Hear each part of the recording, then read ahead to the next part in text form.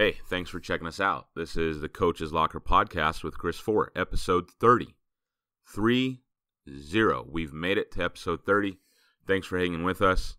I don't know how many more I got, but I know I've done 29, and we're on episode 30. So, again, I appreciate you. It's been cool just kind of doing this podcast. Been just something, little hobby on the side for me. As the school year has gone on, it's been, busy. Now I'm an assistant principal in an administrative role. Haven't had as much time as I did as a teacher, be very honest with you, but it's all good. I'm excited to be doing it. I hope to be providing you some good resources. That's what this is all about. And so today's episode, honestly, is one of my favorites yet. Absolutely one of my favorite guests that I've had. I met Mike, I don't know, maybe 2 years ago, as we were just talking about all the coaching openings happening, and he sent me some messages and was like, hey, why are the coaching changes happening? And I just asked some really good questions, and it wasn't a typical messages I get from coaches usually. So I'm like, I wonder what this guy's all about. Kind of seemed like a reporter. And then eventually he told me he was making this movie. And so I had the opportunity to sit with Mike at the Glazier Clinic down in Los Angeles a few weeks ago, by the time this is, on your dashboards. And, man, just a really, really great dude, a coach just like you and I, well, former coach here, but just a man's man, a coach's coach type of dude. We really hit it off, and we could have talked for like 4 hours, but I think we kept it to about an hour and 5 minutes or so. So Mike Ballestero is a 17-year veteran filmmaker and experienced football line coach in the Los Angeles area. Yes, sir, coaches the line of scrimmage. So big boys. An important position, right? His media credits as both an editor and a producer span a number of networks such as ESPN, HGTV, Speed Network, Discovery Channel, and the DIY Do-It-Yourself Network, as well as work in independent feature films, both in front of the camera and behind it. So he's got a really, really unique background, one that's much different from most of us coaches. He is also the producer and director of the feature-length documentary film, A Seat at the Table, The Process of Building Football Dynasties. That's what Mike and I are going to talk about today. His football coaching experiences have had him in the playoffs every year he has coached varsity, including a trip to the Southern Section Division VII championship game right here in Southern California in 2017. Mike has also coached youth football, winning the league Super Bowl. As a player, Mike earned All-City honors on the 1992 LA City Section 4A Champion Sylmar Spartans team. He started on the 1993 and 94 LA Valley College Monarch football team, that's a junior college out here, who were ranked 19th and 14th in the nation at the junior college level back in the day when he played. So again, folks, I hope you enjoy this time. I interview Mike about the documentary A Seat at the Table. This film you have got to check out. It features some of the absolute best football coaches in California. You're going to get into that. You're going to hear about how he did that. You're going to hear about what Coach learned in the process of making this film. Okay? But I encourage you to check out this film because it is just really different. Okay? It is filmed, in locker rooms and at it's filmed at locker rooms. It's filmed in a dining room table of in one case of one guy, in a coach's office in a case of another guy. And so I encourage you to check out this film, A Seat at the Table, The Process of Building Football Dynasties. I get nothing for this. That's not why I'm having Mike on. I just thought it was really, really interesting, this documentary. The documentary is 2 hours long. You can get it at aseatathetable.online. Again, aseatathetable.online. And if you put in my name when you try to buy that, okay, because you buy it right online, okay, which is awesome. And aseatathetable.online. So I think it's on Vimeo is what it's called. And if you use my name, Chris 4, Again, Chris4, CHRISFORE. He will save you, I think it's $3 on this movie. So again, check it out, a seat at the table.online. Use my coupon code Chris4, all one word, CHRISFORE. Get on, check it out. If you're a football coach, I promise you, you will love this movie, this documentary.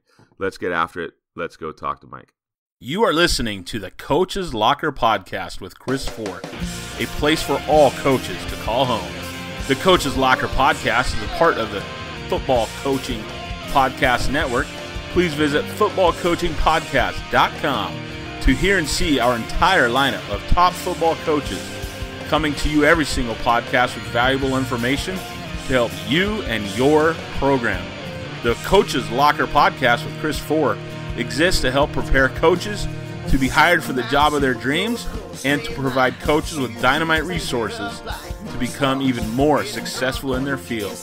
You can reach me on Twitter at Coach4, that's at COACHFORE, and my podcast home is at 8laces.org/podcast. That's 8laces, EIGHTLACES.org/podcast. Welcome to the Coach's Locker Podcast with Chris Ford. Now, let's get after it.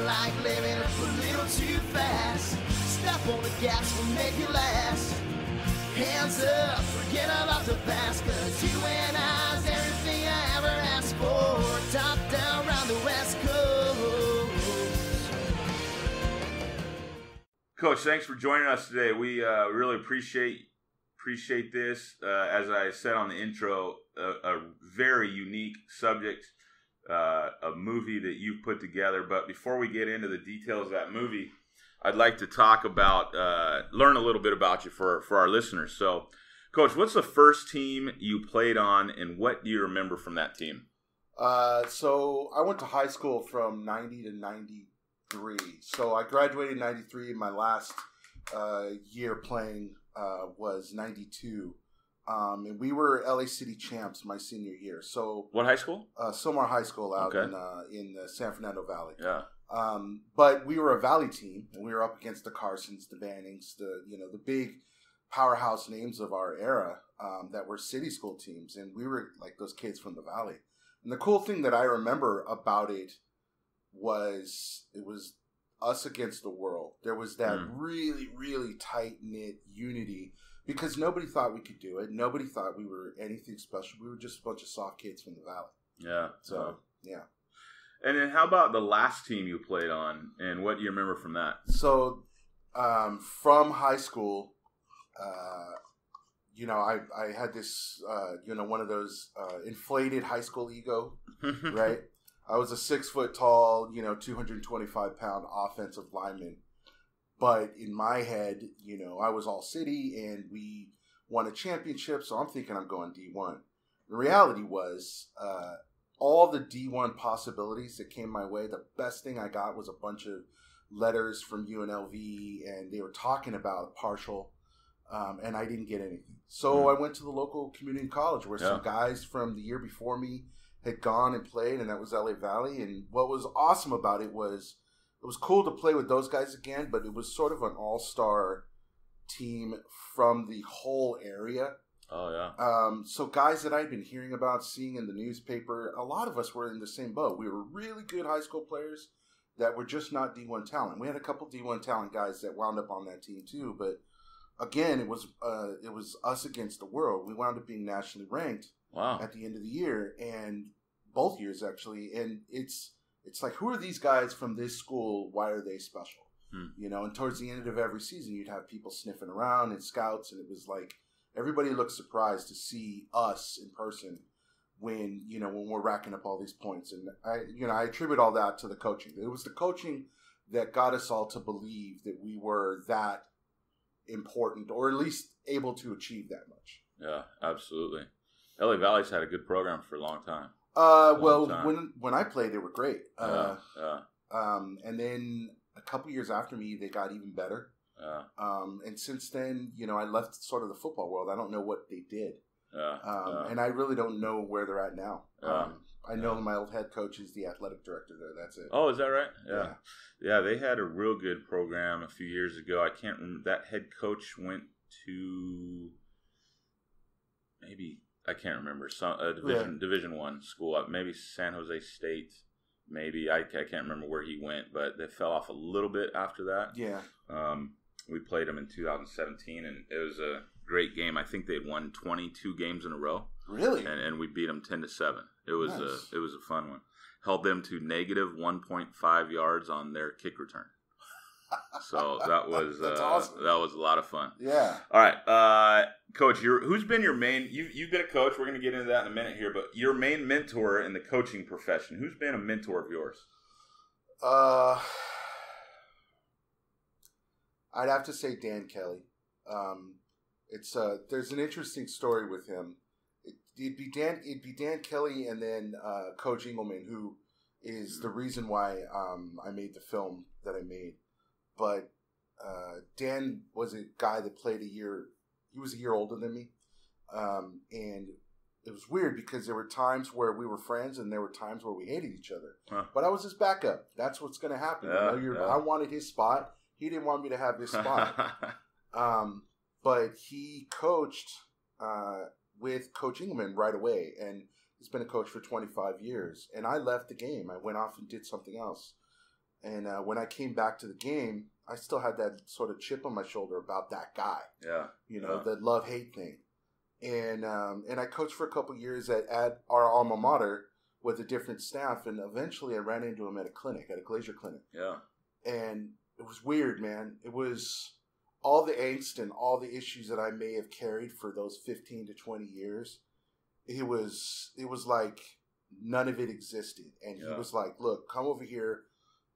We'd love to have you around. And every step of the way, he's been gracious about training and teaching and giving me everything he could. And then the added bonus was the guy who was my head coach, who's a legend, was coaching with him at the new school. And so I got to coach with him too. And then Engelman got involved in helping me and training me. And then other guys on the staff that were part of it really stepped in. But Dan Kelly was the impetus for all of that. It's amazing what that coaching teammate or that teammate brotherhood, these years later, it's like there's none of the other, outlying factors like you talked about because you're teammates, right? Yeah. That's I sat last night with a couple guys here at the clinic for 5 hours. They played junior college football together. And I think that was 35, 40 years ago. These are old dinosaurs.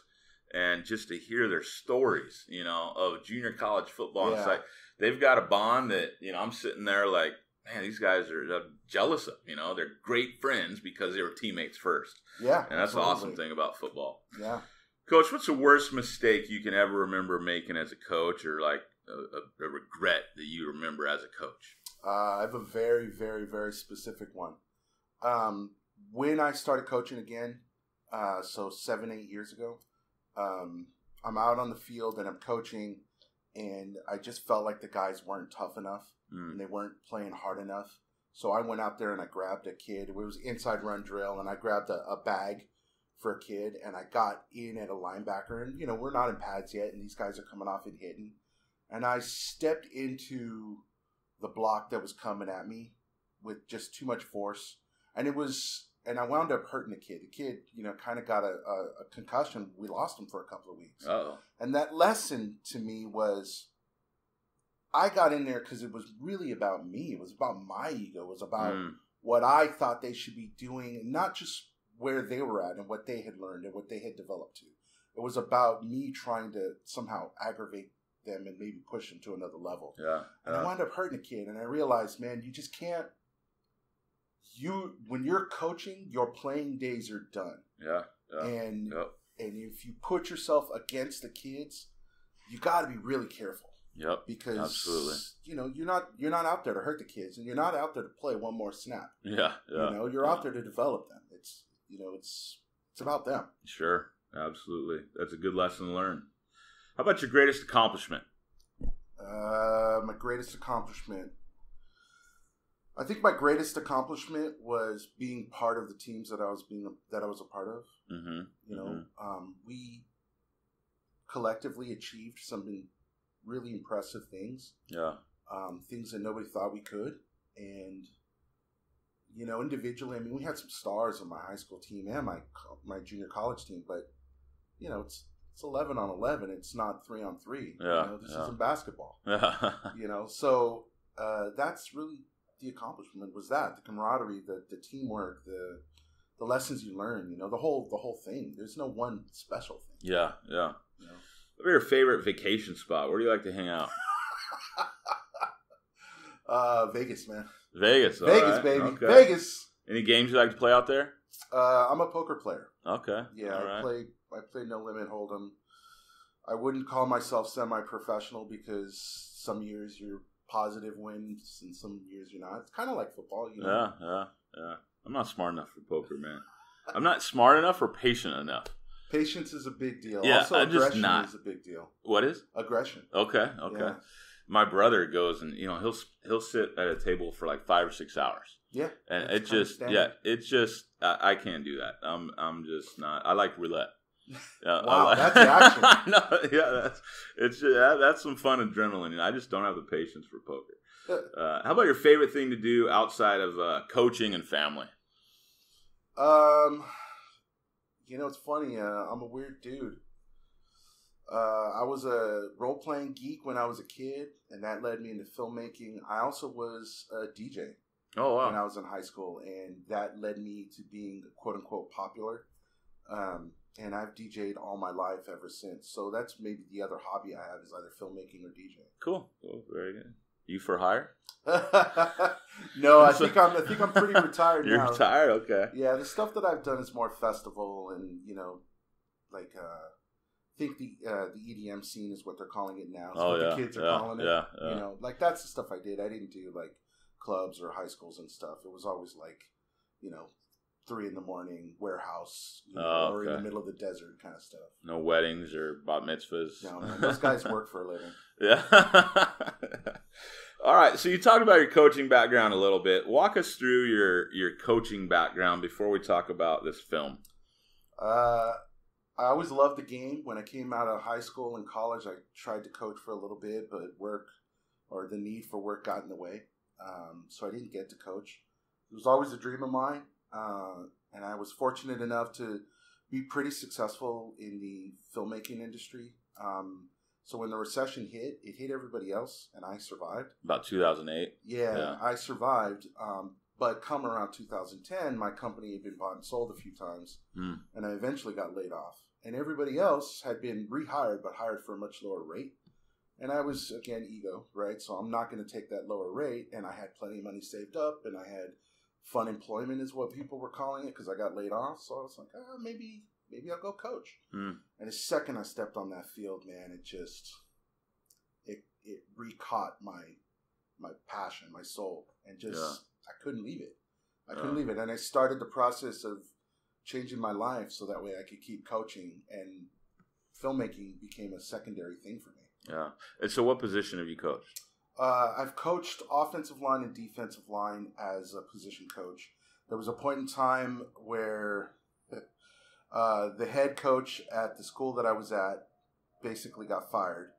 I don't know that it was fair that happened, but he got let go. Usually isn't. These days especially, yeah. Yeah.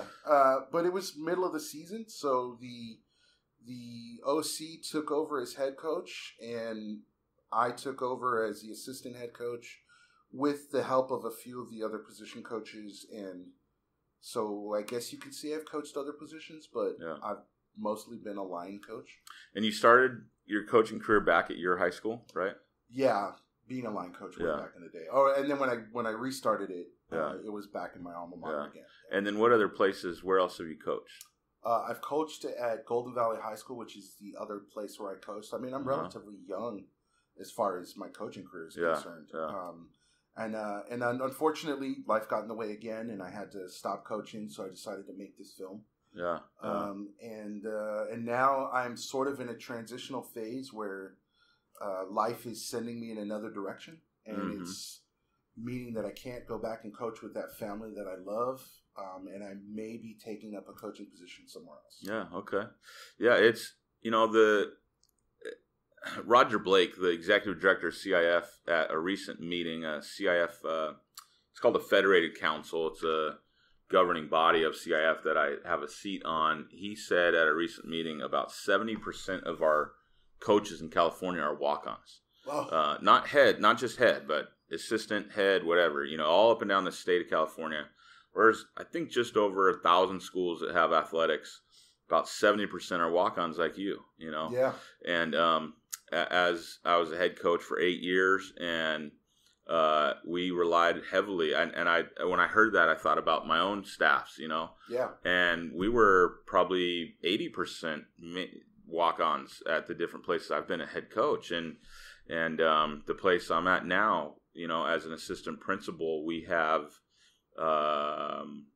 probably 80 to 90%, walk-ons. So the walk-ons are really the backbone, and this is foreign to some of you guys in some other states, but a walk-on meaning you're not making your salary, on campus. It's actually, in my opinion, it's a tragedy. It's a shame. It is, truthfully. yeah. It is very difficult for programs, but guys like you who have, committed to coaching and making a difference in the lives of kids for $2,000 or $3,000 stipend. I have yet to see that much. Yeah, I'll be honest with you. Yeah, and sometimes nothing. Sometimes nothing.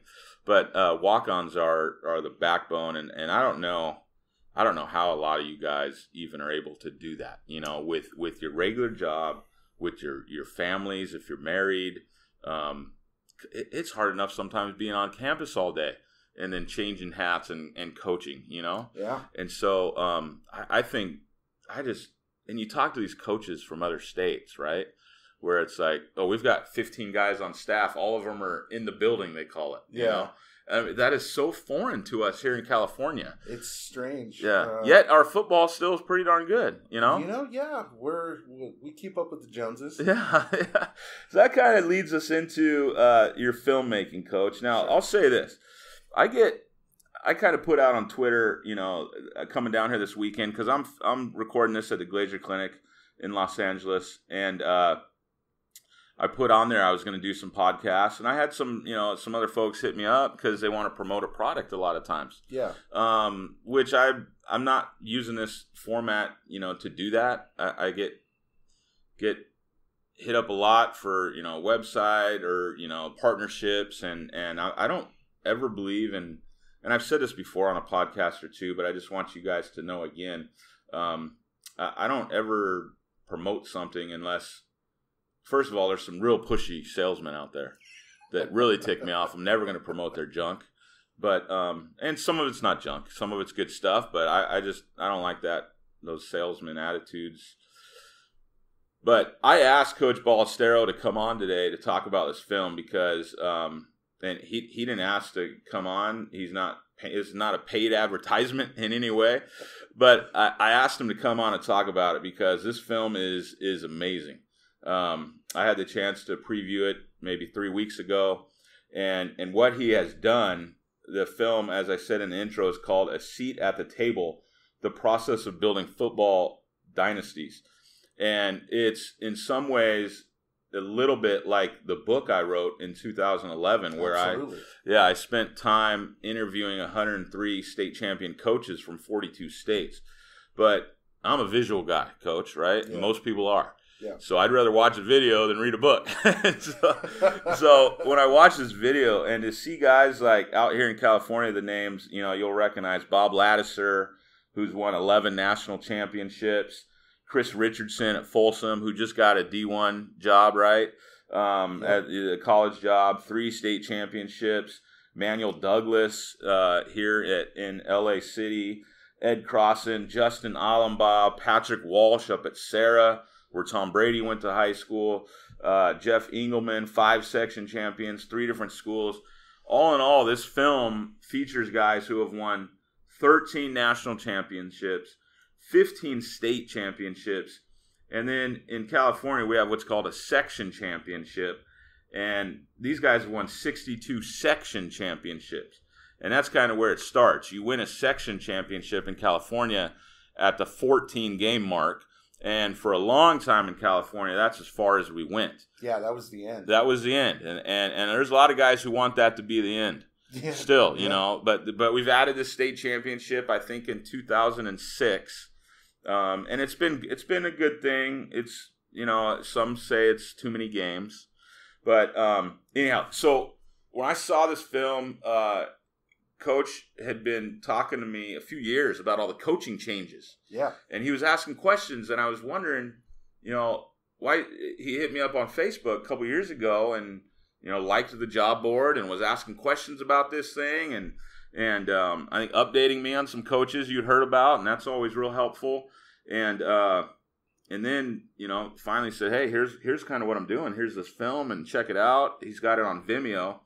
And we're going to give you, at the conclusion of this, we'll give you some more instructions on how to find this film with also a great discount code. But I want to let you know, I only talk about things here I'm real passionate about, to be very honest with you. And this film is amazing because if you're a football guy, you've got to see it. Thank you. Yeah, it's so well done. Thank you. So how'd you get into filmmaking? Well, actually, you know, before I answer that question, I want to say one little tidbit. So you're talking about section championships ending, right? LA City section title is a section championship. It's like a D1, D2, D3. And my year was the first year that they did a televised game that went beyond that. Oh. And we played the Division I Southern Section champion, Bishop Lamont. We got beat up pretty bad. Oh, what, was it like a bowl game or something? It was called the Reebok Bowl. It was the first cool. and last time they did it. Wow. We got so beat they took up. the LA City section champ versus the Southern section Division city champ. I, well, we were 4A, so that was the top level. Okay, yeah. And then it was against the Southern section guys. Nice. The thing that was cool about it was new, it was special, and it did pave the road eventually for what now is the state titles. Yeah, You know, other people started to do similar things. But I can tell you as a player, you have a goal to get to that section championship. Absolutely. And man, when you get there, and if you win it, it is amazing. And you get this incredible release of emotion and energy. Yeah. Man, gearing back up to 2 weeks later for an opponent that's even more impressive than the guys you just beat. Exactly. Is ridiculous. Yeah. It's insane. It's incredible, and it's also incredibly difficult to accomplish. Yeah. I think honestly, California is so big. It's like 2 states in one. Yeah. It's great that we have a state title, but man, I feel for those coaches and those kids that make it all the way. I mean, we made it to a section title as a coach a couple years back, and we didn't win that game, but we would have still had 2 more games ahead of us. Yeah. And that's No, crazy. it is. And some guys, friends and guys I know who have gone through that process, it's almost like, it's kind of like the cherry on top, you know. The goal for most is still that section championship. Yeah. Which, again, for a lot of you guys out there in other states, that might not make sense, but your state championship is our section championship. And a lot of times, Yeah. And so, to go 14 games, you win that section championship, like you said, that the euphoria, that release, I won a ring, right? Yeah. And then to gear back up. Yeah, there's some guys who have had a hard time motivating their kids for that state championship process. Yeah. Because I've talked, some coaches have lost kids who are just like, we just won the section championship, I got basketball. You know, which is, it's really interesting to think about. Yeah. So, I'm wondering, how long the state championships will be around. I don't think it's going to go anywhere. Yeah, what's interesting, and again, I just learned this at our CIF Federated Council meeting about 3 weeks ago. The state lost $11,000 this past year on the bowl games. Really? Which, it's a lot of people think now that's the state championship games. They make a little money on the regional games. It's all public info. I think they made $30,000 or $40,000. But a lot of folks think, CIF, this is just all about money. Where when you look at the actual state budget, like I said, it's not a big money maker. Wow. Now, another interesting thing that we learned at our last meeting here was the attendance. They have them at these neutral sites, Cerritos College or up at Sac State. Attendance at when it's at the local high schools, attendance is far better. So, and that makes sense, right? Yeah. If you're Folsom High School, you can have it right on your campus as opposed to traveling all the way down here to Southern California. And so, that's something that I know they're going to be looking at the state level as well here. Is I'd be just curious keeping to everything see how at that home. works out. Yeah, I mean, in the end, they got to pay the bills, and if you're in the red, you're in the red. Yeah. But I just got to feel like there's still too much. People fought for this for so long. Sure. Yeah. I can't see it going away anytime soon. Yeah. Well, so the filmmaker. Yeah. How did you get into filmmaking? Because there aren't a lot of coaches making films like this. Thank you. Again, thank you. Yeah. Crazy thing. I got hurt. Like most athletes, you get hurt and you go, "Oh crap! What am I going to do with my life?" Right? Maybe I'll be, I'll go into sports medicine because I went through the process of rehabbing. Nope, that's too much science. I'm an artistic guy, and so. It's kind of having one of those life moments, right? Like most guys do. And a friend of mine was joining an acting class because some really good-looking girl was in it. There you go. And, like most guys, you're motivated by that factor. And so I wind up in this acting class, and through a friend of a friend of a friend, I knew somebody who was finishing film school in L.A., and they were shooting a feature-length film, and I got involved. And what's cool about football is, you learn work ethic, right? You learn work ethic, you learn follow through, you understand what commitment really means. So in the world of the arts, oftentimes people talk a big game, but they're really flaky. So I wasn't. I was one of those guys that it was like, hey, I'm going to do this. And not only am I going to do it, I'm going to do it to the best of my ability. And not only am I going to do that, but I'm going to look around and see if there's anything else I can do too.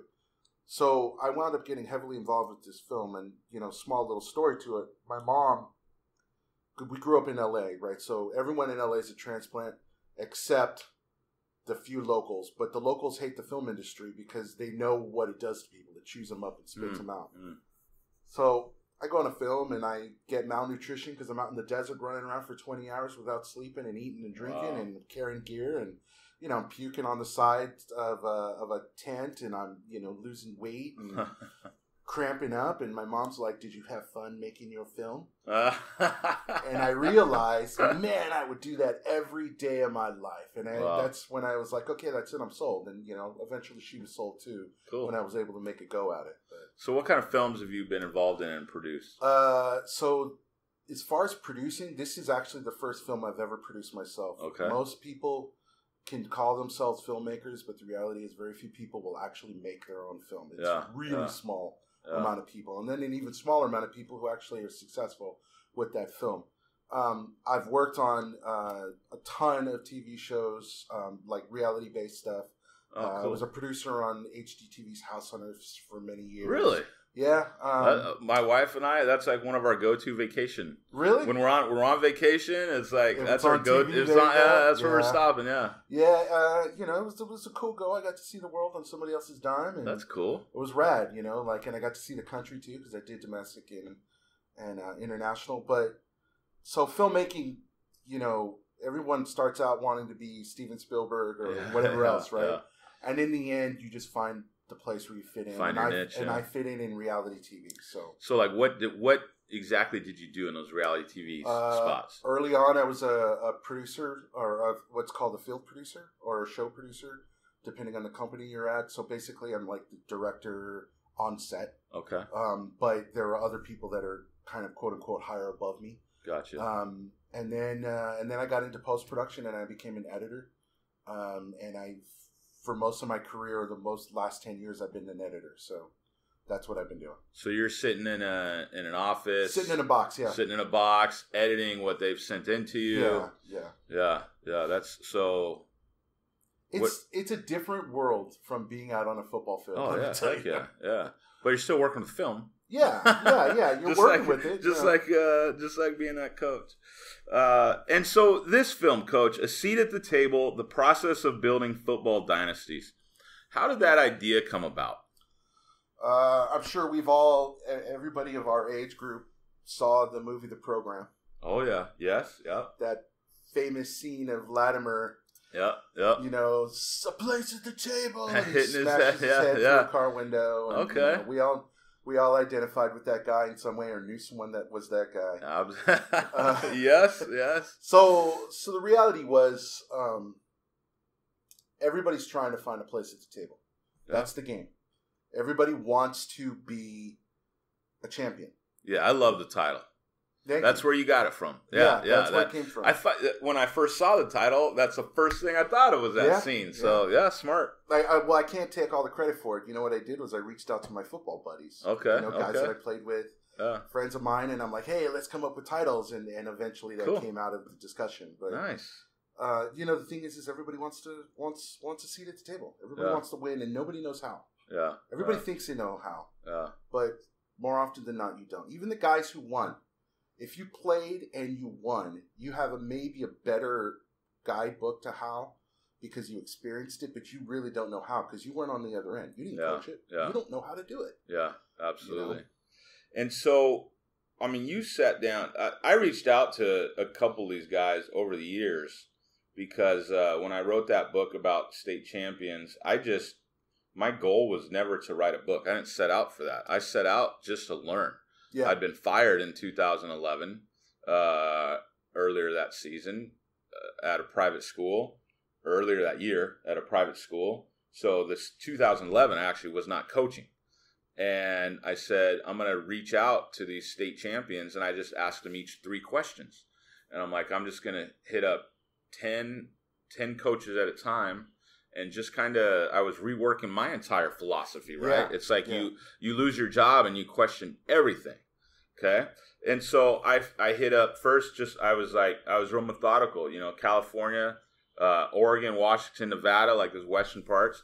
And Harry Welch, who I'm friends with him. He's won 3 state championships here in California. Incredibly good coach. Oh, yeah. From my area. Yeah. Yes, yeah. We spent some time in the same league together, and that's when I got to know him. But he responded to my email within probably 5 minutes. But I had that personal connection. Yeah. But some of these guys on your list I reached out to that year, and then not every year, but a lot of years since, I write articles on, guys who won championships. Chris Richardson at Folsom was kind enough to respond to me, one time. But some of these guys never have. So you got some of the top coaches in California history to sit down with you. That's impressive alone. How did you do that? Luck, and I probably owe a lot of favors. Yeah. The truth is, it's really who you know, right? This game is who you know. Sure. So it started off with Engelman, who he knows a lot of guys, and he sent me in one direction, and then I reached out to another guy at the Nike Coach of the Year clinic, and that led me to another guy, and then and eventually I got to Patrick Walsh at Sarah, who's a fantastic guy. Yeah. Actually, to be honest, every single one of these coaches I would love to play for, and I would die to coach with them. Yeah. Right. Yeah. But Patrick Walsh, was like, hey, I like what you're doing.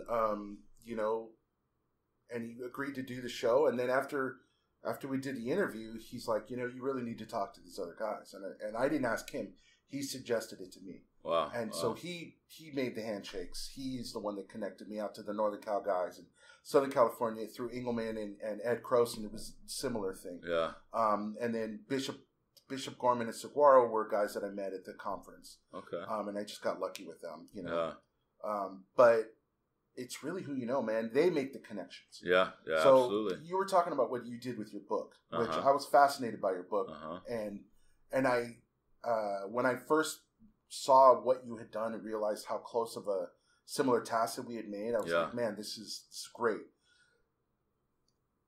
Most people don't realize when you want to go somewhere, what you should be doing is asking for help from the people that are there. Yeah. And by being humble and being open and being willing to give of your time, of your energy, or just your attention, even in some cases, what you wind up getting are advocates.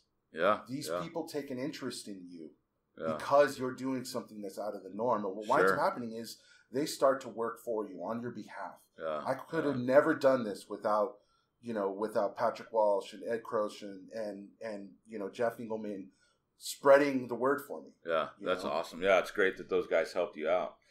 So, the movie covers a lot. Do you call it a movie, a documentary, same thing, It's a documentary right? film. It's a feature-length film, but whatever. You can and call how it. long is it total? It's an hour and 56 or 7 minutes. Yeah.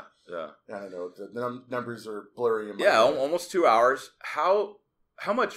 What fascinates me is I used to, when I was in college, I did security. Yeah. Right? Down in a lot of Hollywood stuff. So we'd go out to where movies are being filmed and stand at some gate and not let people through it, and be able to watch a little bit of what's being filmed or what have you. Yeah. And in talking to some of those folks, they say, oh, we'll film for 60 minutes to get 1 minute of film is what some of those guys were telling me. That's a crazy ratio. Is it that's too high? That's a studio ratio. That's okay. Probably a lot of BS. Yeah, making themselves feel good. Well, so you edited down to 2 hours, right? Just about. How much film did you get for that? Like, how much time did you spend each filming interview these was guys? over an hour, usually about an hour and 10 minutes. Okay. Maybe an hour and 15. So, 11 coaches, maybe 12 hours, 13 hours of footage. Okay. Plus B-roll. Gotcha.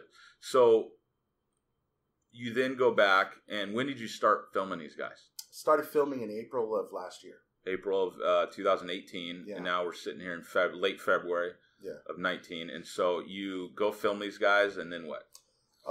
The process is you take the film. I mean, I don't want to get into the minutia of how you build a film, but you just take the interviews and you cut them down and you figure out what these guys are saying, which is called coding if you're in the academic world. So do you do this on paper first? No. I do it in the editing system because I'm an editor. Yeah. A lot of people do it the hard way by creating transcripts and then doing it on paper and then rebuilding it with the video. I just cut to the chase because I'm an editor. Yeah. I see. Okay. No, it's fascinating talking to people in other industries. Well, actually, I could say this: filmmaking is mysterious, but it's not hard. And honestly, guys, any of you out there that want to create media, it's not hard to learn. YouTube is amazing. Just watch some YouTube videos. You can get free software. You can go out there with your cell phone. Make products, make movies. We all want to see it. We all want to learn. Yeah. We're all going to be grateful for it. So if you got an idea, man, go out there and make it. Yeah, but this wasn't you on a cell phone making a video. No, it's a little bit more intricate. Yeah, I mean, this is high quality stuff. This ain't just a person on a cell phone interviewing guys. Sure, yeah. One of the things I want to talk about, some of the things we heard here, because it's about football, and one of the things we heard is that I loved from Coach Laddeser, and this comes through in my book big time. It can't be just X's and O's. It's got to be you got to be part of a kid's life. Absolutely. And one of the chapters in my book is about coaching beyond the X's and O's. That's, I think, the exact title, or maybe it's coaching the heart of the athlete. What did you learn through this process about what Coach Ladd said there in regards to football dynasties? Because each of these guys interviewed have created a football dynasty. Coach Ladd being the number one guy. Yeah, 399 wins. 399 wins, 11 national championships. Ridiculous. There's not a program in America that's ever been better. I don't think anyone will ever touch that. Yeah. So what did you learn from these guys about that aspect of coaching? It can't be just about X's and O's. It's funny. A lot of the coaches said this. In fact, to be truly honest, most of the coaches said a lot of the same things. There are variations on it, but they're still very similar. And some of them would have original and unique ideas, and a lot of that found its way in the film. But most of them said the same thing. So I'm not going to attribute this just to Bob. I'm going to say this to everybody. Yeah. You really should be judging yourself on what the kids do after they're done playing for you. Yeah. You really don't know how successful you are until you see that kid become a man and become a good citizen, become a value to his community, become maybe a value to his family, become self-sustaining, and all these other things. That's the truth behind it. Yeah. Now, we all get lost in the ego. Sure. We get lost in the wins, losses, Friday Night Lights, the pressure from parents who think every kid is a D1 kid and playing time and all the mishmash. But the truth is, if you can see beyond that, beyond your nose, basically, it's the effect that you have in the long term that matters. And De La Salle's a fantastic example of that. Sarah's a fantastic example of that. I hope I'm a great example for the Sylmar guys. Yeah. It's what you do with yourself afterwards that really, really matters. And hopefully I reflect good on Engelman, and I know Dan reflects good on Engelman, and other guys that I played with reflect good on him, reflect well on him. And I can't tell you how many guys, you hear about great alum from De La Salle. You hear about great alum from other schools, that are out killing it in the world. Yeah. And to quote Ed Croson, who's in the film, and you'll see this in the film, he actually says, if you're a coach and you're all about your wins and loss records, man, this is adolescence. This is youth sports. Get out of football. Get out of youth sports altogether, because this is not about you. It's not about your ego. It's about the kids. It's about who you're developing. Yeah. So that's really, that's the big takeaway for me. Yeah, that is a big part of it. That's an awesome thing. And I got my undergrad degree was in biblical studies. I was working in youth ministry in the late 90s before entering private education, Christian education in 2001. And when I was in school, one of my mentors, I was working at a church youth group, and he said, hey, how's the youth group going, And I just dropped in his office to talk about life, and I was telling him, we had 200 kids in the youth group, and that was a pretty big size, and I was telling him all the great things we were doing, and he said, Chris, you've made a fatal error here in your youth ministry. And I said, what's that? He said, you're judging it by what's happening now. You cannot judge your effectiveness as a youth pastor until 20 years from now. And I'll never forget that conversation, but it's the same thing these coaches are saying. Absolutely. Worth working with these kids. Absolutely. And you know what? It crosses faith. Yeah. So these guys are doing it. Some of these guys are, they don't exhibit their faith at all. They have faith and beliefs or whatever, but they're not Christian schools. They're not it. Yeah. They're just coaches. Yeah. They're just regular guys like you and I. Yeah. Yeah. But they're able to see beyond their nose. Yeah. I think that's my biggest beef with the whole transfer culture we have is because a coach can't do that when he has. I mean, it's so ridiculous here in Southern California, guys. I'm not going to name the schools, but we had some kids transfer to a school, transfer to school in August, win a championship, section and state championship, and then transfer back to their original school in December. Yep. When we have that kind of and that's a little extreme, but we've got a wrestler who won a state championship this weekend. He's on his third school in 3 years. Yep. Okay? Because parents are unsatisfied. Every coach is an idiot. So when we have this kind of culture in high school athletics, we can't teach these things to kids, right? You cannot. You can't teach these things to kids in a year, in 6 months, And so, I don't know. Should it be free market? It's a whole different discussion, but should it be free market where these kids can just go wherever they want? That's what you have guys saying. But it's educational-based athletics is what it's supposed to be at the high school level. It's supposed to be. Supposed to be, right? And so some of these things that you hear on this film about building these dynasties, coaches can't do because of the culture out there these days, So I made a conscious choice reaching out to who I reached out to. Yeah, and I kind of noticed that. There's a few other schools that I reached out to, and they just weren't able to give me the time. Yeah. So you can't look at the obvious missing teams and say, oh, well, those are the quote unquote the culprits. But it's pretty obvious in some scenarios. Yeah. And when you're getting 74, 60, 54 transfers and you're basically the all Southern California all-star team. Yeah. Can you really still make the claim that it's about youth sports and teaching these kids something? Because to me, that sounds more like professional sports, not even college. You're right. That sounds You're like right. Pro. That's a really good way to put it. Yep. I haven't thought about all this whole transfer issue in that way, but I think you're right. There was a point where I was coaching, and we had our struggles with stuff, both getting transfers and losing kids, and I just got pissed off. Yeah. And that was the the thing that tipped my hand to make this movie was realizing that these kids that you pour your heart and soul into, to develop them and teach them a lesson, get sold by the snake oil salesman on what is going to be a better path for them. And then you watch them go do it. And then they are moderately successful or less successful than they would have been had they stayed just staying at your with place, their friends at home in an environment that was supporting them and building them up. And then the reality is like Mike Walsh says, are a lot of recruiting going on. Are these kids better for it? I don't know. Yeah. And it pissed me off. So I thought, okay, I want to make a movie about this. And then I realized really quickly that if I made a movie just about that, what it would be doing would be tarnishing the entire rest of the country of great coaches and great programs and great people doing it right. Yeah. Doing it right, and I just couldn't live with doing that. Yeah. Chaminade, Coach Crossan's, is it Crossan? Crossan. Yeah. Crossan at Chaminade. Although, Coach, I might have been saying your name wrong, too. My bad. I'm sorry. He said something that I've been real passionate about the last few years because football really changed my life in so many ways.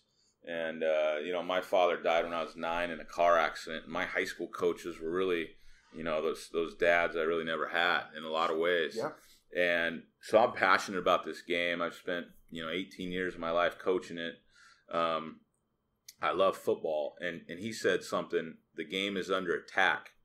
Yeah. And somebody else, I think it was, I can't remember who it was, to be honest with you. If you tell me, I remember it. Yeah, you probably will. You probably heard it 1,000 times putting this together, right? Said the game is changing by the millisecond. If you're not changing with it, you've got problems. Yeah, it's Mike Walsh. Yeah. Sitting in at his dining room table there. Yeah. So those couple quotes, the game is changing, right? Absolutely. How did that, can you give us some highlights on that discussion from this film? Well, there's two different angles. Crossan's angle was basically saying this tool that we use to teach important life lessons, to build leaders, is being attacked by people who don't understand the tool or its effectiveness and are only seeing the negative side effects. And that negative side effects typically are you're talking about 5% of the population at most.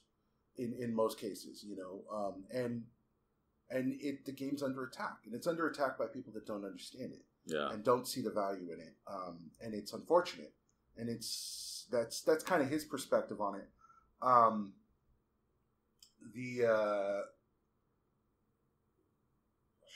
blanking on the second half of it. The game's changing by the millisecond. Oh, yeah. So if you're not changing, you've got problems. So with which Coach Walsh's perspective is,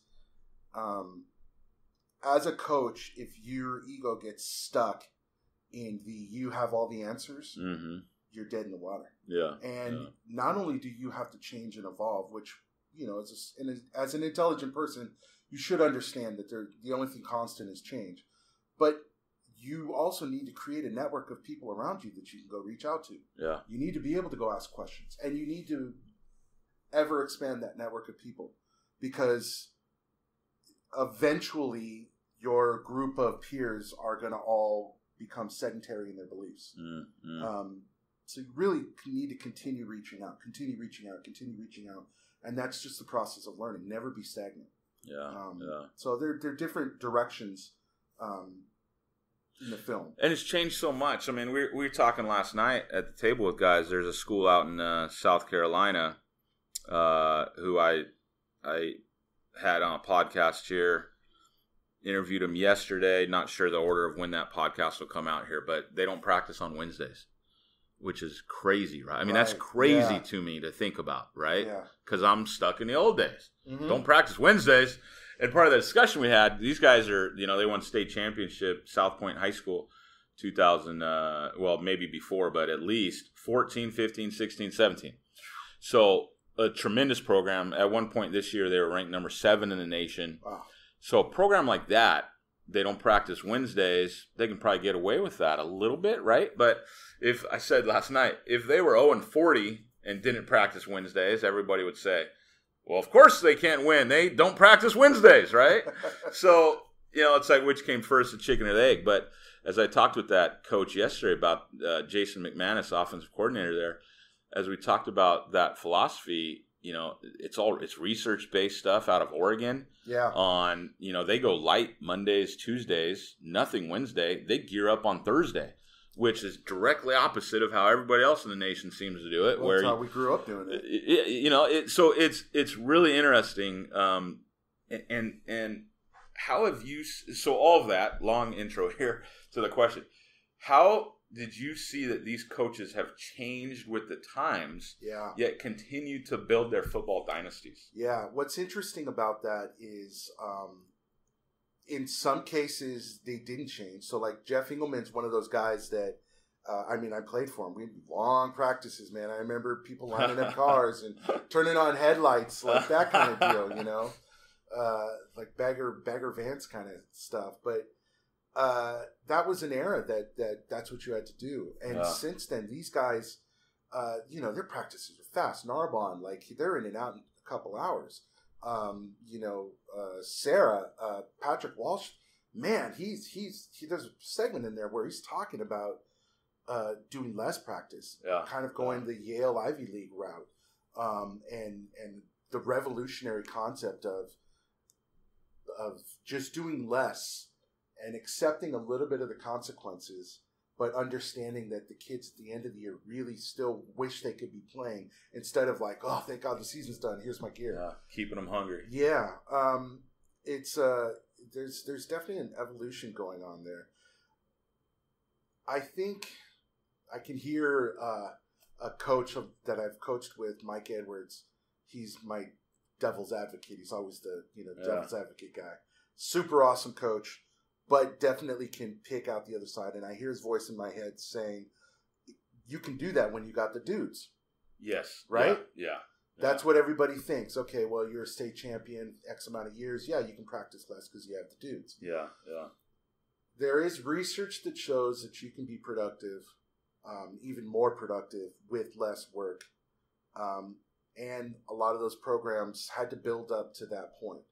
I can't tell you which came first, the chicken or the egg. Yeah. I can't say as an expert, hey, guys, go out there and do one less day of practice and you'll be state champions too. Yeah. These schools that I interviewed at the moment that I interviewed them, because they did build these dynasties, they got the dudes. Yeah. They got them. But, Folsom's a great example. How did Chris Richards get there? Man, it took them 7 years of hard knocks, of losing their players, to other schools and transfers and going, 4-6 and years to eventually evolve into something where now players are coming to them. Yeah. So, I couldn't tell you the answer to that, but I can say that if you need to change, if things aren't working for you, consider that as a change.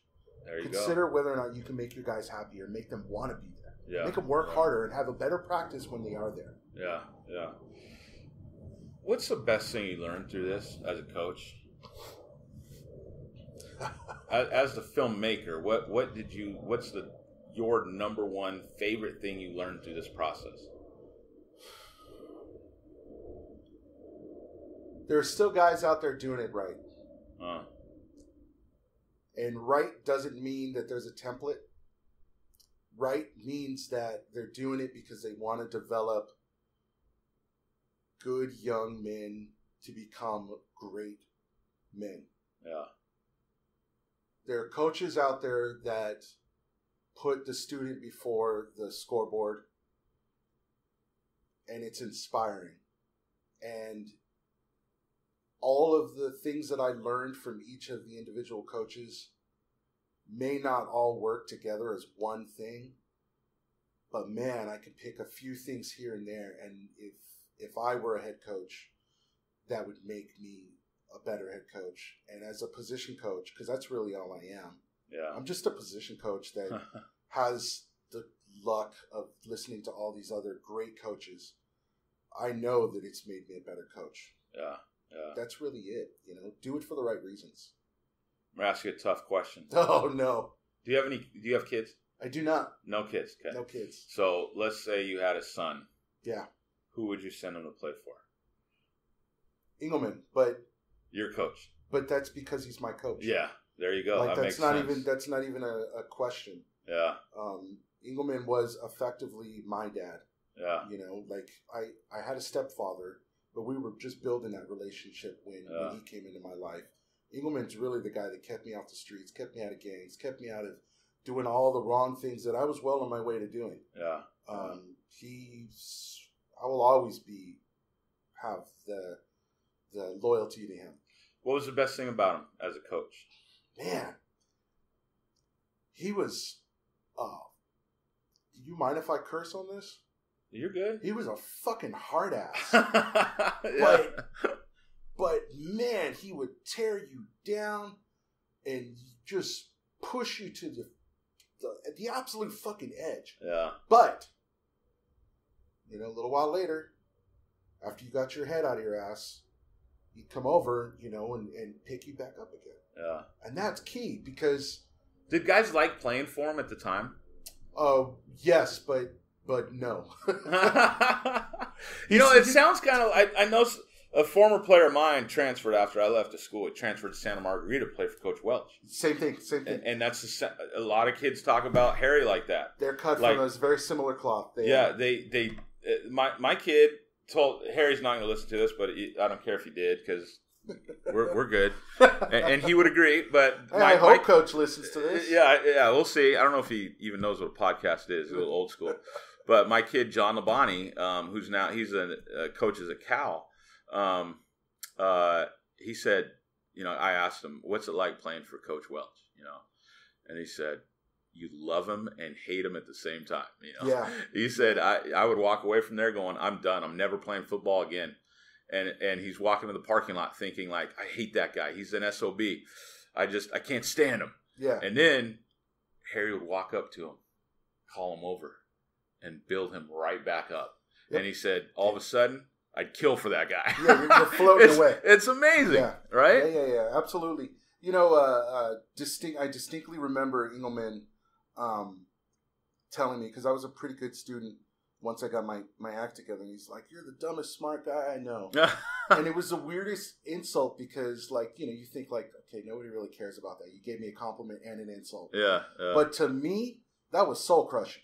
Right. Yeah. But then he comes around and, you know, and he builds me back up, and it's like, man, if this guy who's so great and leading us in this way thinks that I'm a smart guy, then maybe I really am. And then maybe I'm going to go into this, you know, AP physiology or anatomy and physiology test, and I'm going to crush it. Yeah. And I would, you know, and it was like, man, it was because somehow this guy gave me confidence in me that really superseded the football field. I mean, I was a good high school football player. Don't get me wrong. I got the ego like everybody else.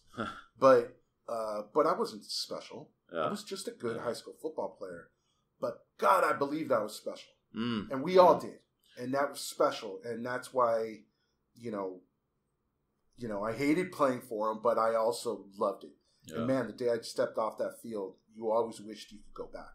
Because you forget about the tough times. Yeah, you do. So, kind of wrap this up, coming up on an hour here, which is... Don't get me talking, man. Yeah, I could do this all day. One of the things I took away is the very same thing I took away from my book, talking to all these guys. There's no one way to do it. No. Right? There's no one way to get that seat at the table to build that football dynasty. You've got to find your way. One of the chapters in my book is stay the course. And so many coaches said, find your philosophy, stick to it. You talked about Folsom. 7 years it took him to build that thing up. Find your philosophy, build to it, don't change with the times. Talk a little bit, as we wrap things up, about what you learned from the coaches in regards to that. You know, Kenny Sanchez at Bishop Gorman, Nevada. You know, great program, right? Their facilities are insane. Oh, yeah. But he says it in the film. He says, if there's something that is going to make or break your program, fight for it. Fight for it. If you don't think you can go off and win and be successful in your mission of building better kids for the future, or something like that, if you think that it is key, fight for it. Fight for it to the end, and don't be afraid to get fired. Don't be afraid to lose your job because you were advocating for something that is going to better your kids. I love it. That's awesome. Coach, this has been great. If guys want to reach you, how can they reach you? How can they find you? So the best way to get a hold of me is find me on Twitter at Coach Ballestero. You can go to the website for the film, which is www.aseatathetable.online. So it's just, it is as it's spelled. You should be able to search for the film on Vimeo. You can find me on Facebook, Michael Insane Ballestero. And then the last name is the tricky part. It's Ballestero. So, if you get the spelling right, you'll find me. But yeah, that's the ways you can get a hold of me. So again, on Twitter, that's at Coach Ballestero. Correct. Okay. And then the film on Vimeo. And again, stay tuned here for the conclusion. I'm going to give you a little code for that film, save you a few bucks. Yeah. And Coach, we thank you for your time, man. It's been fantastic, actually.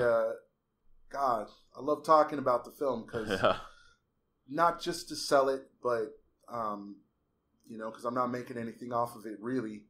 I'd love to pay the bills on what it cost me to make it. But honestly... you ain't getting rich. No. But what I really want is I want to reinforce those coaches that are doing it for the right reasons. Yeah. And I want to maybe correct course for some of those coaches that are still stuck in the ego of the game. Yeah. Your win record doesn't define who you are. Yeah. What your kids become. Yeah. That defines who you are. Absolutely. Coach, thanks for your time. Yeah, thank you. So that's it. I hope you really enjoyed that documentary interview with our filmmaker, Coach Mike Ballestero. Folks, again, I encourage you to check this out. I get a lot of requests to promote stuff. And, for instance, when I went to the Glacier Clinic, I said, hey, I'm out doing a bunch of podcasts this weekend. I had some people hit me up. It just doesn't, I don't know. I don't promote just anything. Even when offered a few bucks to do so, I only promote things I really, really like. And you will love this movie. I've seen the entire thing. I hope you understand there. Mike is a great guy. Again, he's just a coach's coach like you and I. But he's got this amazing background, and this movie is done very, very well. So check it out, aseatathetable.online. It's all one word, aseatathetable.online. Okay, and then again, when you go to purchase it, enter my name, first and last, CHRISFORE, to save $2 or $3 on it. All right? Thanks, guys. I'll see you on episode 31 of the Coach's Locker podcast. Next week, we're going to be with Coach Ty Gower talking about defensive game planning. Another guy sat down with the Glacier Clinic, and it is going to be a tremendous episode. I guarantee you that. Intriguing coach. His dad was also in the room, and we're going to talk to his dad about what it was like to break down film a long, long, long time ago. And it's a really neat story.